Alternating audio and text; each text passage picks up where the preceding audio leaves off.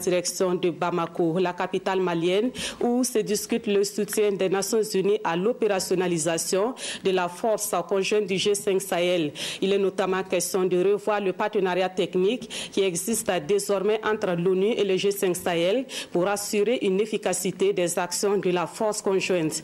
La rencontre réunit une délégation du Conseil de sécurité des Nations Unies et des officiels maliens et burkinabés. Plus de précisions avec notre envoyé spécial à Bamako, Vincent Tchenrubigo. À Bamako, les diplomates des Nations Unies, du Mali et du Burkina Faso discutent de l'opérationnalisation de la force conjointe G5 Sahel.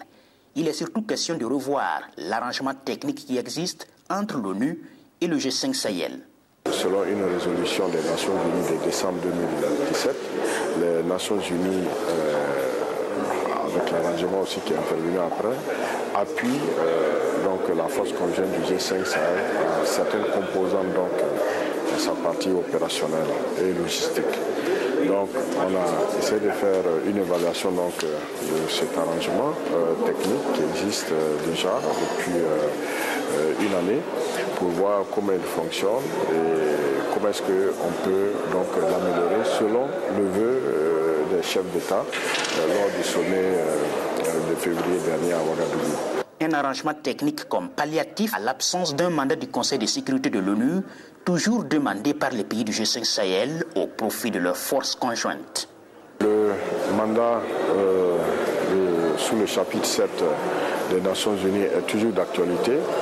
Ça a été réaffirmé lors du dernier sommet de février à Ouagadougou et nous avons reçu en tant que ministre des Affaires étrangères des pays du G5 Sahel, nous avons reçu le mandat de nos chefs d'État, notamment le président du G5 Sahel, le président Roch-Marc Christian Kaboré, de continuer le plaidoyer sur cette question. Au Conseil de sécurité de l'ONU, l'on n'écarte pas la possibilité que ces requêtes aboutissent, mais à condition.